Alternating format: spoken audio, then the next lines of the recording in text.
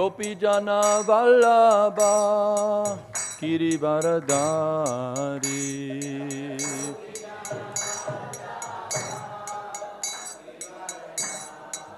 Yashodanandana Rajajana Ranjana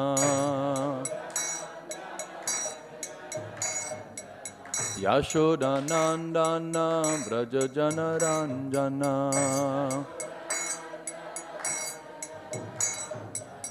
Yamunatiravanachari Yamunatiravanachari Jaya Radha Madhava Kunja Bihari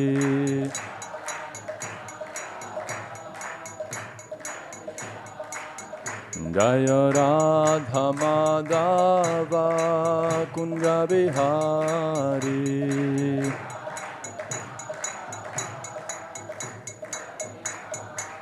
Jaya Radha Madhava Kunja Bihari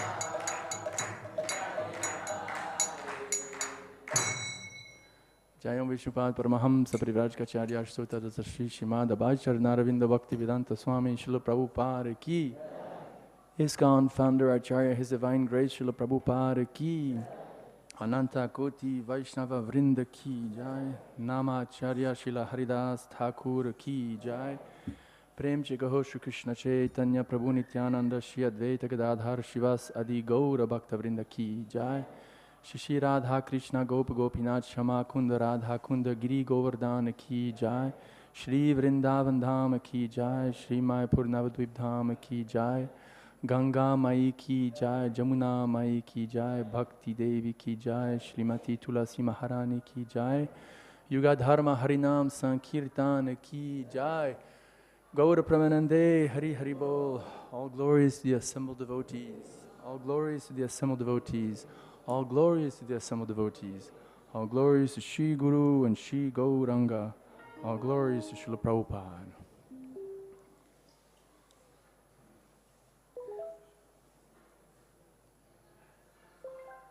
Om Namo Bhagavate Vasudevaya. Om Namo Bhagavate Vasudevaya. Om Namo Bhagavate Vasudevaya. So continuing with the reading from Srimad Bhagavatam, today we're reading Canto 3, Chapter 1, Questions by Vidura, and today's verse is number 26. Kaccit purāṇau puruṣau svanābhya pādmā-anuvṛttyēha kilāvatīrṇau āsāta urvyāḥ kuśalam vidhāya kṛta-kṣaṇau kuśalam śūra-gehe kaccit purāṇau puruṣau svanābhya pādmānuvṛttyeha kilāvatīrṇau āsāta urvyāḥ kuśalam vidhāya kṛta-kṣaṇau kuśalam śūra-gehe kaccit purāṇau puruṣau svanābhya pādmānuvṛttyeha kilāvatīrṇau āsāta urvyāḥ kuśalam vidhāya kṛta-kṣaṇau kuśalam śūra-gehe.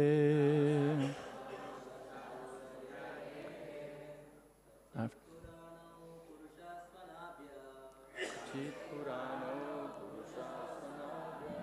pādmā-anuvṛttyyeha kilāvatīrṇau āsāta urvyāḥ And here it is said, vidhāya Janma kṛta-kṣaṇau kuśalam śūra-gehe.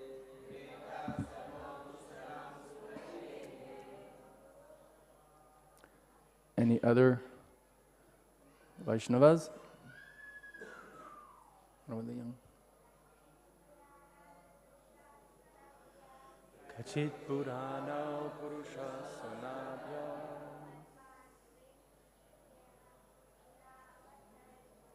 Pādmā-anuvṛttyā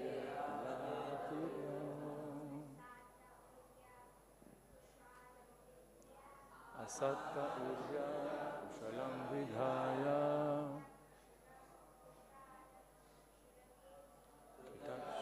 kṛta-kṣaṇau śūra-gehe. Vaishnavis?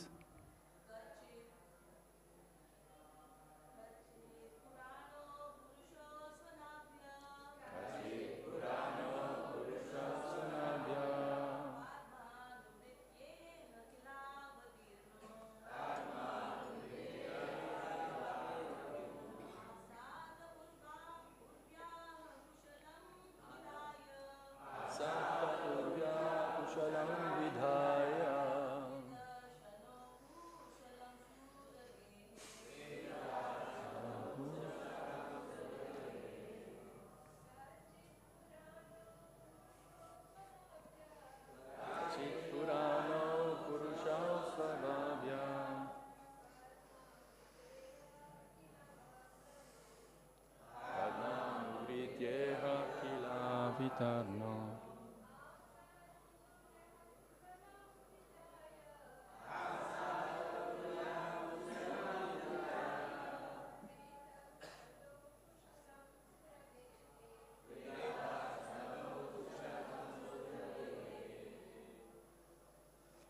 So word for word, kaccit, whether, purāṇau, the original, puruṣau, personalities of Godhead, Kṛṣṇa and Balarāma, svanābhya, Brahmā, pādmā-anuvṛttyā, by the request of the one who is born from the lotus. Iha, here. Kila, certainly. Avatīrṇau, incarnated. Āsāte, are. Urvyāḥ, in the world. Kuśalam, well-being. Vidhāya, for doing so. Kṛta-kṣaṇau, the elevators of everyone's prosperity. Kuśalam, all well. śūra-gehe, in the house of Śūrasena. So, translation by Srila Prabhupada. So, who's speaking here? Vidura is speaking to Uddhava. He's asking questions to Uddhava. So he's saying, please tell me whether the original personalities of Godhead, who incarnated themselves at the request of Brahmā, who was born out of the lotus flower from the Lord, and who have increased the prosperity of the world by elevating everyone, are doing well in the house of Śūrasena. So please repeat. Please tell me whether the original personalities of Godhead, who incarnated themselves at the request of Brahmā, and who have increased the prosperity of the world by elevating everyone, are doing well in the house of Śūrasena. Srila Prabhupada's purport for this verse. Lord Kṛṣṇa and Balarāma are not two different personalities of Godhead. God is one without a second, but he expands himself in many forms without their being separate from one another. They are all plenary expansions. The immediate expansion of Lord Krishna is Baladev, and Brahma, born from the lotus flower from Garbhodakshaya Vishnu, is an expansion of Baladev. This indicates that Krishna and Baladev are not subjected to the regulations of the universe. On the contrary, the whole universe is under their subjugation. They appeared at the request of Brahma to liberate the burden of the world, and they relieved the world by many superhuman activities so that everyone became happy and prosperous. Without the grace of the Lord, no one can become happy and prosperous. Because the happiness of the family of the Lord's devotees depends on the happiness of the Lord, Vidura first of all inquired about the well-being of the Lord. I'll repeat that last sentence. Because the happiness of the family of the Lord's devotees depends on the happiness of the Lord, Vidura first of all inquired about the well-being of the Lord. Jai Śrīla Prabhupada ki jai. Om Agyanatimirandasya Gyananjana Shalakaya Chakshurunmilitam Jena Tasma Shri Gurave Namaha. Shri Chaitanya Manobhishtam Stapitam Yena Bhutale Swayam Rupa Kadamayam Dadati Swapatantikam. Vandeham Shri Guru Shri Yutapada Kamalam Shri Gurun Vaishnavamscha. Shri Rupam Sagrajatam Sahagana Ragunatam Vitam Tvam Sajivam. Sadvaitam Savadutam Parijana Sahitam Krishna Chaitanya Devam Shri Radha Krishna Padan Sahagana Lalita Shri Vishakam Vitamscha. He Krishna Karuna Sindho Dinabandho Jagatpate Gopesha Gopika Kanta Radha Kanta Namostute Tapta Kanchana Gaurangi Radhe Vrindavaneshwari Vrishabhanu Sute Devi Pranamami Hari Priye Panchakalpatarubhyascha Kripa Sindhubhya Evacha Patitanam Pavanibhyo Vaishnavibhyo Namo Namaha. Shri Krishna Chaitanya Prabhu Nityananda Shri Advaita Gadadhara Shri Vasadi Gaura Bhakta Vrinda. Hare Krishna Krishna Krishna Hare Hare Hare Rama Rama Rama Hare Hare. So the theme of this class, or the title of this class, is Our Prosperity, or our happiness, our prosperity, depends on the happiness of Gaur Nitai, specifically. Our prosperity depends on the happiness of Gaur Nitai. A couple of days ago, I was feeling pretty cranky. I had not done my puja properly for a day or two. I had got into an argument with a friend of mine, an old friend of mine, devotee, and I felt quite betrayed by him. So then I was driving here to the evening Harinam that we have there, as you all know, over there in the corner. And as I parked my motorcycle, one scooter with two Vaishnavis on it, young ladies, Indian, were driving, on that street. And the driver was not just honking occasionally. She literally had her finger like glued to the honk. It was right in front of me, and I told him, Eta Howrah station nay, we're not in Howrah station in Calcutta. And then one of the young ladies, who could have been, who's young enough to be my daughter, she's like, but this is India, you should be knowing this, And then she drove off, and I felt so sort of frustrated and angry. I almost went to my motorcycle and I was thinking I'm going to drive up to her and say, do you know who you're talking to? Or do you know how old is your father? Do you know how could be your father? And then by Krishna's mercy, I didn't do that. But I was feeling really despondent, so I came, and then finally when I reached Gaur Nitai and the Harinam party, and I just looked at those murtis of Gaur Nitai, I felt relief.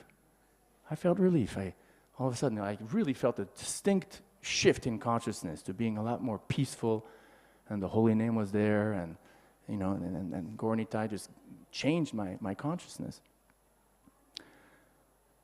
We can all experience that, isn't it? Whether it's the first moment we came to Krishna consciousness, from the suffering of this material world, and we decided, okay, Krishna is God, or I'll accept this process of Krishna consciousness, or whether we're already practicing Krishna consciousness, but somehow some crisis comes in our life, or we become lax, or maybe Krishna's arrangement to make us more, attached to him. We have the experience that when we take shelter, when we water the root, and we'll get to this theme, when we focus on Krishna, on the root of our very existence, then we feel relieved. We feel the reciprocation of Krishna, isn't it? We can all relate to that, right? Remember, I read this last sentence in the purport, again from Prabhupada, right? He says, quote, "Without the grace of the Lord, no one can become happy or prosperous. Because the happiness of the family of the Lord's devotees depends on the happiness of the Lord, Vidura first of all inquired about the well-being of the Lord." So, as we'll see in further verses, he starts asking about the welfare of all the other residents in the house of Śūrasena, right? How is this person doing? How is that person doing? All devotees. But Prabhupada makes the point that first of all, he gets the tattvas right, so to speak. He asks, about Krishna. And the theological principle here is that, as we say in America, does anyone not know the expression, the buck stops at so-and-so? The buck stops at, whatever, the buck stops here. In other words, the ultimate person responsible for something, you say the buck stops at, in ISKCON, the buck stops at Prabhupada, for example, right, in terms of institutional standards and so on. So theologically speaking, the buck stops at Krishna or Vishnu. And everything emanates from Krishna, including the other tattvas in existence. And therefore, there's this really famous verse, which I am going to share now because I think it's very apropos with this theme of if we want happiness, if we want to be prosperous, we have to, water the root. And specifically, Gaura-Nitāya, but we'll get to that. I'm sure many of you scholars know this verse. It's a verse of Lord Chaitanya, Gaura Padaravinde, but Yata taror mula nishechanena tripyatis yatskanda bujopashaka. Bolo. Tateva. Exactly. I remember I was distributing books at Stanford University on the campus, like a long time ago, and in California. And one of my traveling Sankirtan buddies, who had joined at the same time as me, he came up to me and somehow he recited this verse by heart. And I remember I felt really jealous that he knew this verse by heart and I didn't, and at least it gave me an impetus to learn it. Taror means what? A tree, right? And the mula means like the mula mantras in deity worship, root, right? So here's a translation that Prabhupada gave us. As pouring water on the root of a tree energizes the trunk, branches, twigs, and everything else, and as supplying food to the stomach enlivens the senses and limbs of the body, simply worshipping the Supreme Personality of Godhead through devotional service automatically satisfies the demigods who are parts of the Supreme Personality. In the Hitopadesh, the similar concept is there, and Prabhupada often talks about this story and the Hitopadesh, which are sort of like stories, short stories with a Krishna conscious purport to them. And there's this story of the Udarendriyanam. If you listen to Prabhupada's lectures, you'll often hear Prabhupada telling that story, how, right, the senses, the eyes, the nose, the ears, the legs, they got together and they said, look at this stomach, all he's doing is eating, and I'm walking, the legs I'm walking, and look at the eyes I'm watching, I'm seeing, and the ears I'm hearing, we're spending so much energy, and look at this stomach, all he's doing is just eating, so we're going on strike, right? And then the stomach was like, okay, fine, suit yourself, we're not going to feed the stomach, they said. So as the story goes, a few days later, the senses realized, are you weak? Yeah, I'm weak, I have no energy. And then the stomach said, well, because you're not feeding me. The only way that, the eyes can see, the arms can move, the legs can move, and so on, is if you feed the stomach. So actually not similar, it's exactly what we see in the second part of this verse, that, if you put food to the stomach, then all the limbs of the body get fed. And similarly, if you pour water on the root of the tree, then the tree gives life to all the limbs. And so we, as part and parcels, the soul is a part and parcel of Kṛṣṇa. Mamevam sho jiva loke jiva bhuta sanatana. And each soul is dependent really on everything on Kṛṣṇa, or for everything on Kṛṣṇa, who's the very root, right, of the soul's existence. And so therefore, if pleasure is given to the root, if pleasure is given to God, then the parts and parcels are automatically satisfied, just like the branches of the trees are also satisfied when the root is watered. But conversely, if individual souls try to derive happiness, prosperity without always touching base and being connected to their very ontological root, then eventually they dry up and there's no result. There's no prosperity.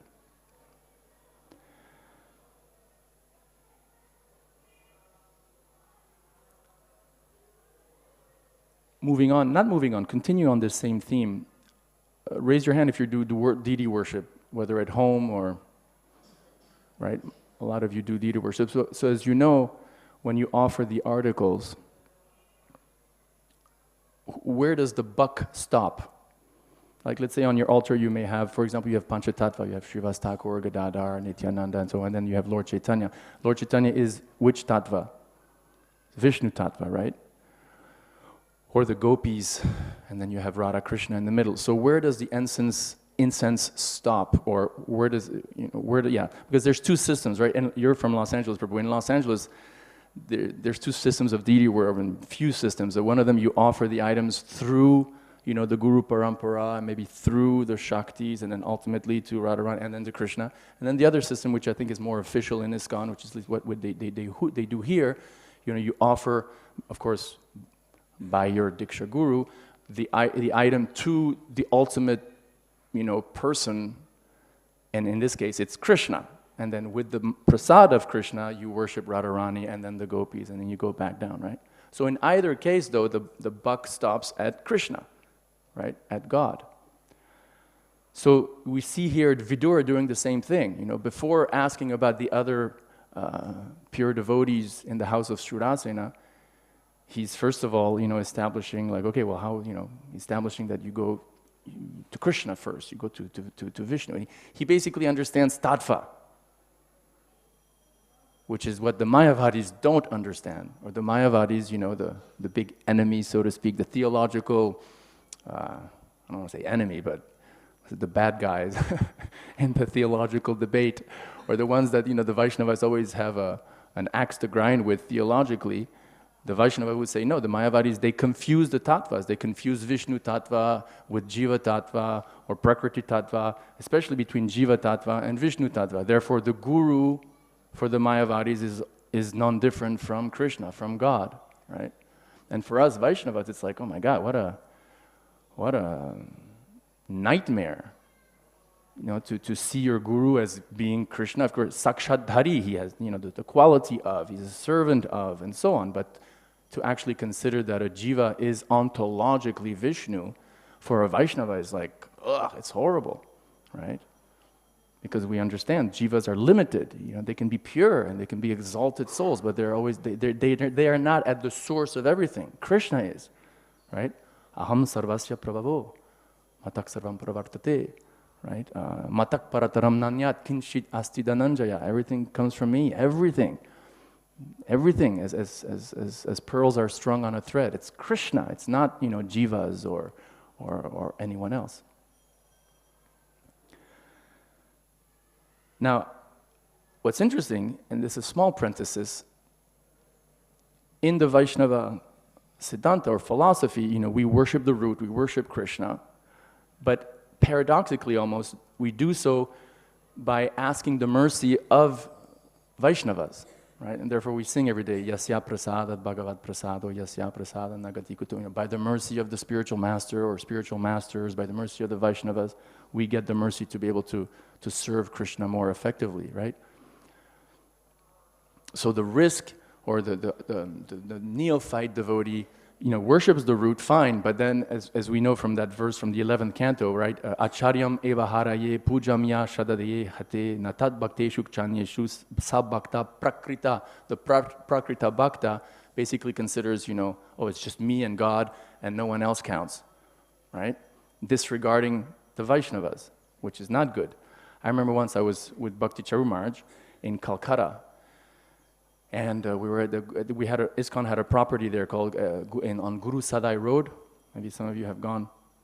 And there was this new devotee from West Bengal, I think from Calcutta, really nice, from a Brahmin family, and so he was in charge of taking care of these uninstalled Jagannath deities. And I'll always remember there was one day where I think Bhakti Charu Maharaj or someone had asked me to ask this devotee for some information. And so he was on this makeshift altar, decorating Jagannath and Baladev Subhadra. And I approached him. I said, Prabhu, excuse me, but I need X, Y, Z. And he looked at me and in other words, I'm worshiping the deity and I'm not speaking to anyone. And I was like, come on, this is service. I need this information. And he would just remain quiet. And I was really frustrated at this devotee. And afterwards, I got into it with him, and he said, no, but when I do my deity worship, I have a vow of silence. And I don't want to call him Prakrita Bhakta, but it was kind of Prakrita Bhakta behavior, right? Where it's Kṛṣṇa. The scripture says, if you're worshiping the deity and some guest comes to your home, a guest, what to speak of your guru or someone, you should get out off the altar and offer him some, or offer her some gift or some kind words or some service, right? So we water the root, yatataror mula nishechanena, but at the same time, we try to behave on the Madhyama Adhikari platform where we recognize that there's souls who are among us who are, as advanced, if not most probably more advanced, and without whose mercy we can't really advance very much, right? That Prabhupada, that story he tells of how when he was in Radhakund and with a group with Bhaktisiddhanta Saraswati Thakur, right? And at one point, the devotees had a choice to either go on parikrama and take darshan of some deities, right? Or stay and listen to Bhaktisiddhanta Saraswati Thakur give a lecture. Remember that story? Prabhupada tells it. And so he thought, well, I can go take darshan anytime. I'll just stay here and listen to Bhaktisiddhanta Saraswati Thakur. And as a matter of fact, Bhaktisiddhanta later on said, he noticed him, right? He hears, he listens.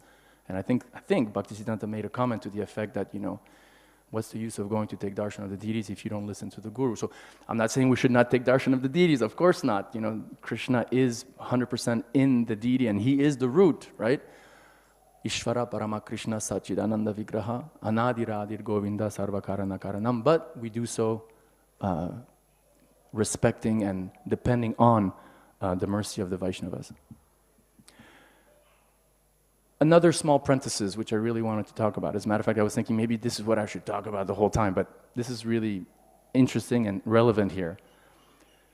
In the purport, if you remember, Prabhupada makes the point that we are a monotheistic tradition. Right? He says, there's Kṛṣṇa and Balarāma. Even the Sanskrit is puruṣau. For those of you who I tried learning Sanskrit, I failed, but I know a little tiny bit. And there's a conjugation where it ends with au, which basically means two. It's a dual. Correct me if I'm wrong, right? So here, puruṣau, Vidhāya is asking about Kṛṣṇa and Balarāma, the personalities of Godhead, right? And so Prabhupada makes a good point that, okay, remember we are a monotheistic tradition. In other words, we believe in one God. This is where we could say Vaishnavism has pretty strong similarities with what we call the Abrahamic traditions, Christianity, Islam, and Judaism. Of course, there's details, but fundamentally it's basic monotheism, a supreme being, a soul, a relationship, and not the goal of becoming one and being God, right? So why do I say this? Because there's one term that you could learn if you're interested, which I think is a wonderful term that describes our tradition.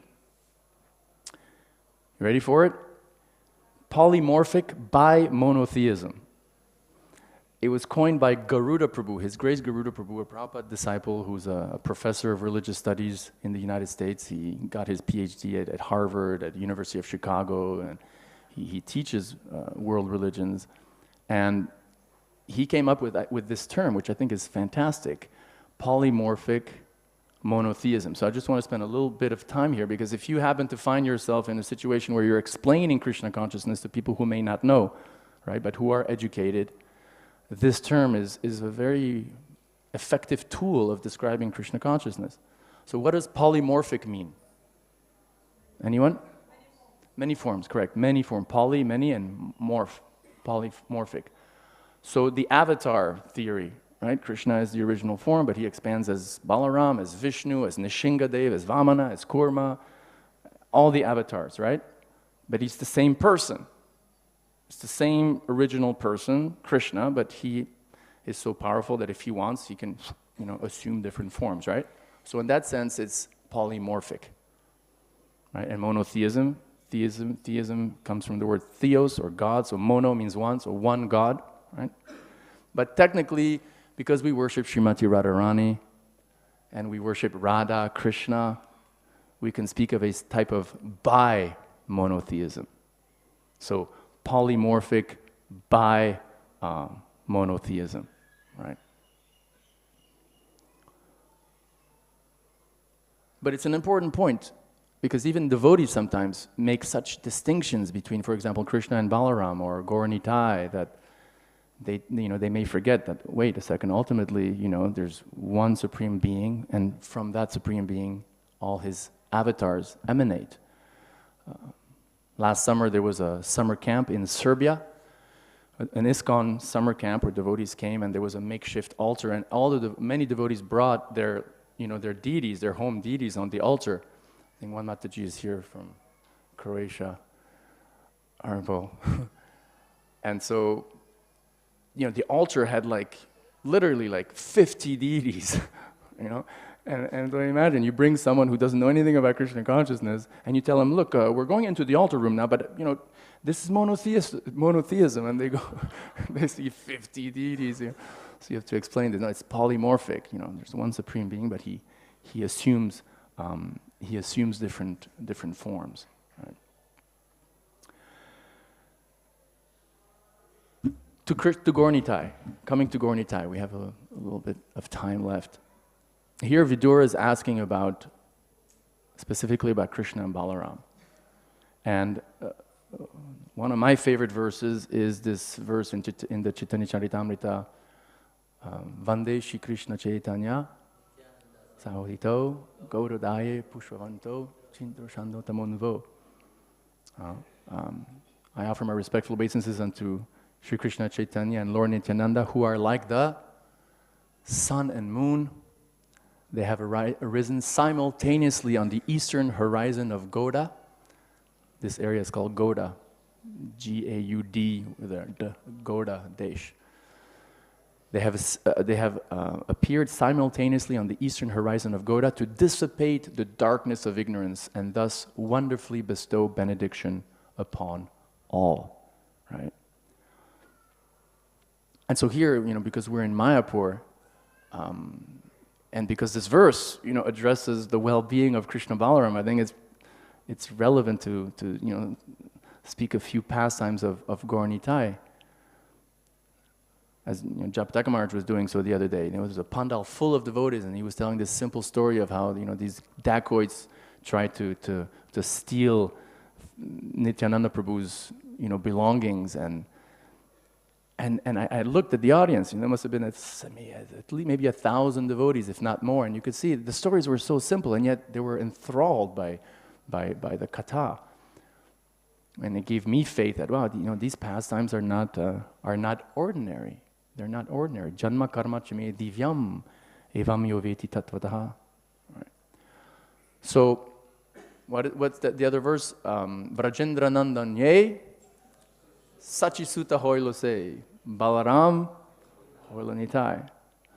And for those of you who don't know this verse, right, Vrajendra Nandan, the son of Brajendra, has appeared as Chaitanya, or as Chaitanya Mahaprabhu. Vrajendra Nandan Sachisuta as the son of Sachi, and Balaram hoila Nitāya has appeared. Balaram has appeared as Nityananda. And in the Chaitanya Bhagavat, one of my favorite stories is that Vrindavan Das Thakur tells is when Mother Sachi, she approached Nimai, older Nimai, before he takes sannyas, and she tells him, like, you know, I had a dream last night. You know that story? She tells Nimai Pandit about her dream. And she says, I dreamed that you were 5 years old, and Nityananda was also 5 years old, and you walked into the temple room, and you walked on the altar, and then you carried out from the altar the deity, the murti of Kṛṣṇa and Balarāma. And you guys were calling each other imposters and screaming at each other, and Kṛṣṇa and Balarāma were complaining and saying, don't you even think about it, the sweets, the offerings of the sweets and the offerings of food, they're meant for me and my brother Balaram. And then Nityananda Prabhu, she's telling, Lord Chaitanya, who's just listening like this, and she says, yeah, and so they started arguing, and then you and Nityananda said, no, you guys are done. Your time is over. Now we are the ones. And then Vrindavan Das Thakur describes that Lord Chaitanya was pleased by Sachimata telling him that story, and he told her, it's a very nice dream, but keep it private. Don't tell anyone about this dream, right? Another manifestation or another appearance of Gaur Nitai, when you think about it, is actually when that other story, when baby Nimai walks into the courtyard and sits on a snake, right? And then all the parents, all the family members are alarmed that Nimai Pandit, he's not Pandit yet, he's a baby, is sitting on this snake, but he's all like very comfortably sitting there. And so theologically, who is Anantashesh? Balaram, and who is Balaram? No Lord Nityananda.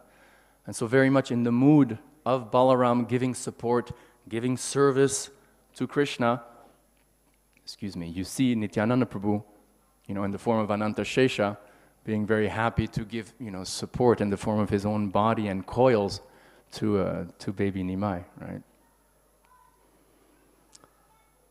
Another one, and the last one of the Leelas of Gaur Nitai that I particularly like is the one where, older already, they go to the house of this drunkard sannyasi.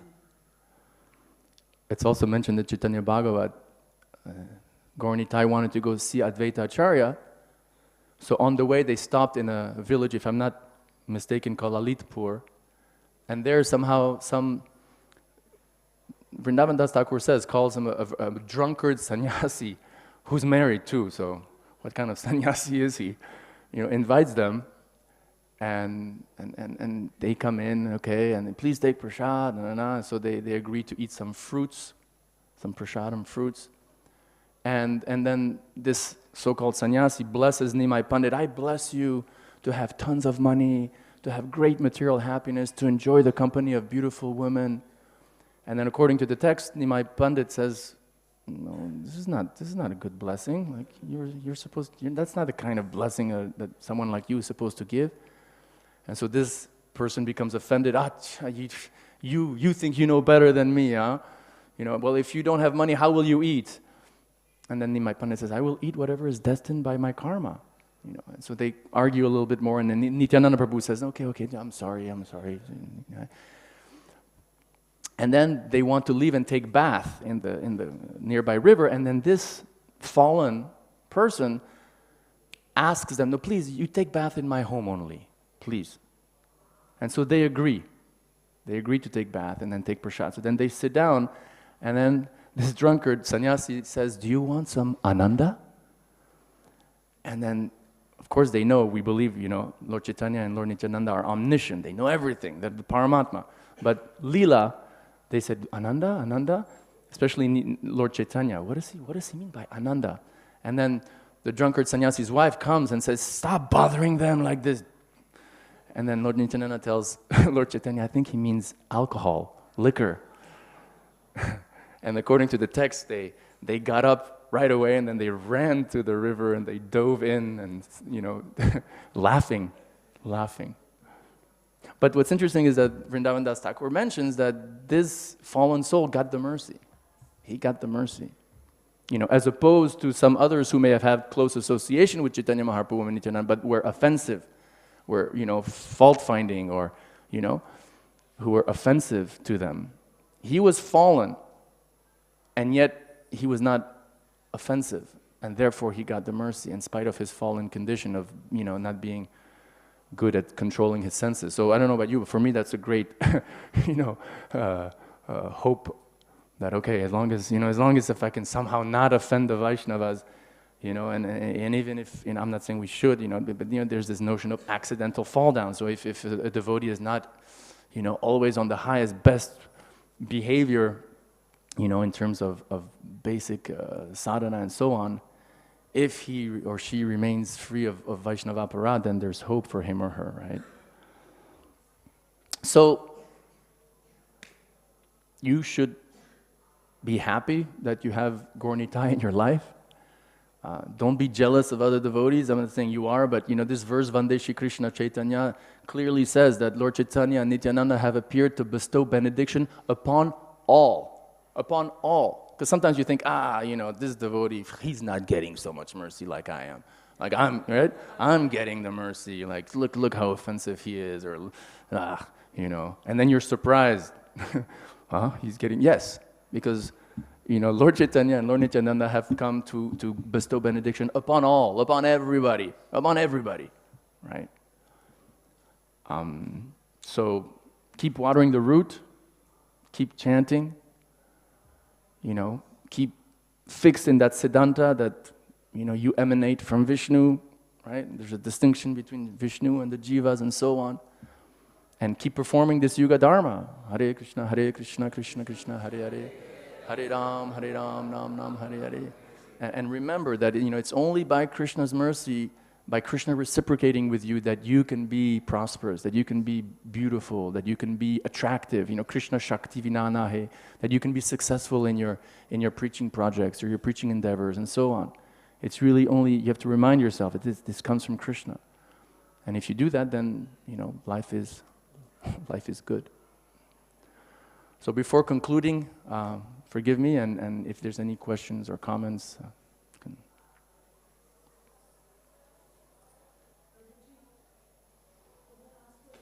of course. Maybe you'd like to speak into the mic. Hare Krishna.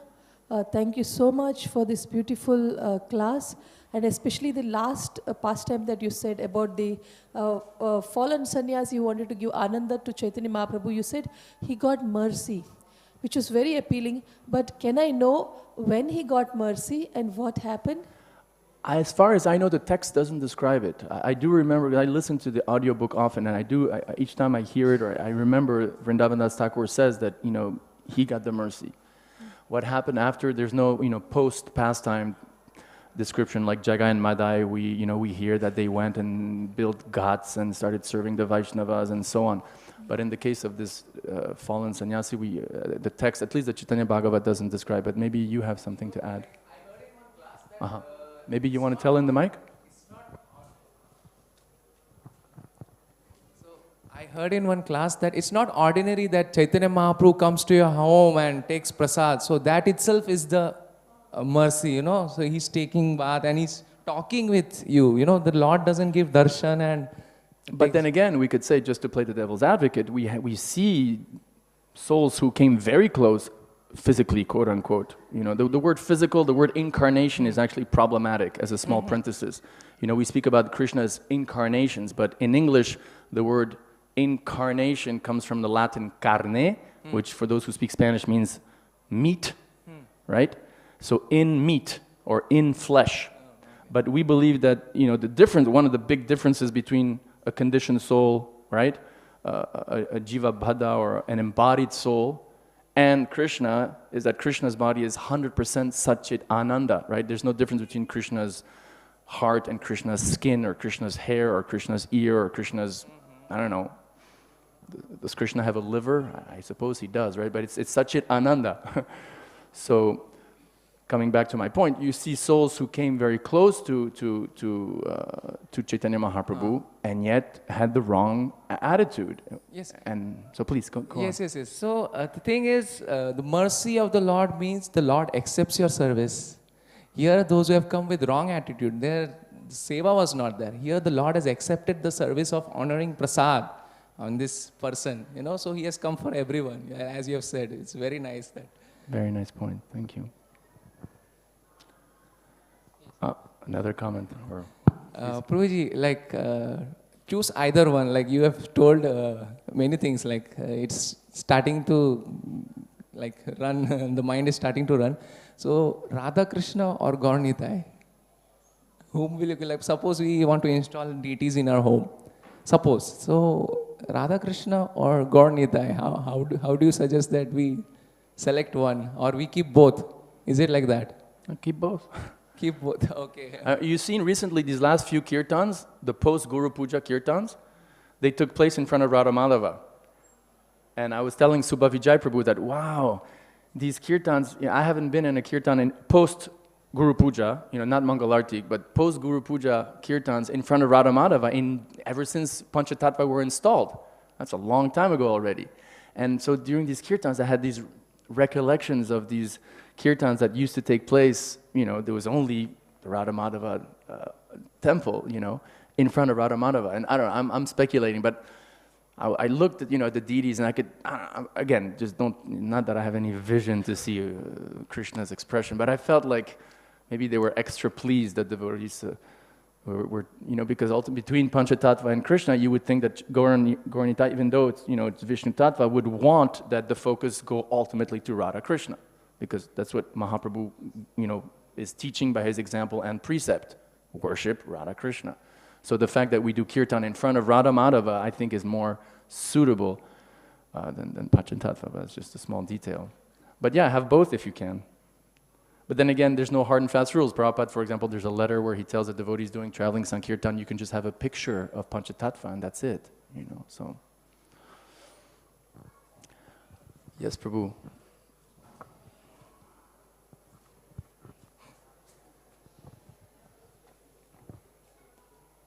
Just a point about the previous pastime of Ananda. It is interesting that Srila Bhaktisiddhanta Saraswati Thakur, in his comments on that pastime, he says that this shows that how intolerant Lord Chaitanya Mahaprabhu was, or how much he disliked, I don't remember the exact phrase that he uses, but how much he disliked Mayavadya. So here he gives mercy. When as he was explaining, mercy means he accepted the service offered by a fake sannyasi, but he refused to meet the Mayavadis. Of course, eventually his disciples, his followers convinced him to meet Prakashananda Saraswati. But Bhaktisiddhanta Saraswati Thakur brings out this point, that here he went and actually honored prasadam offered by this fake sannyasi, but he was not, he refused to meet the He was not a Mayavadi. He was not envious, right? Yes, very good point. So, Prabhus, we've got 5 minutes left. We're basically done. We're very fortunate to be in Mayapur Dham. We're very fortunate that we are situated in this Siddhanta of the Bhagavatam. We're very fortunate that we're, in the line of Chaitanya Mahaprabhu. How many, you think like, why us, why we? But somehow we're, chanting Hare Krishna in Mayapur on top of that. So we just have to continue what we're doing.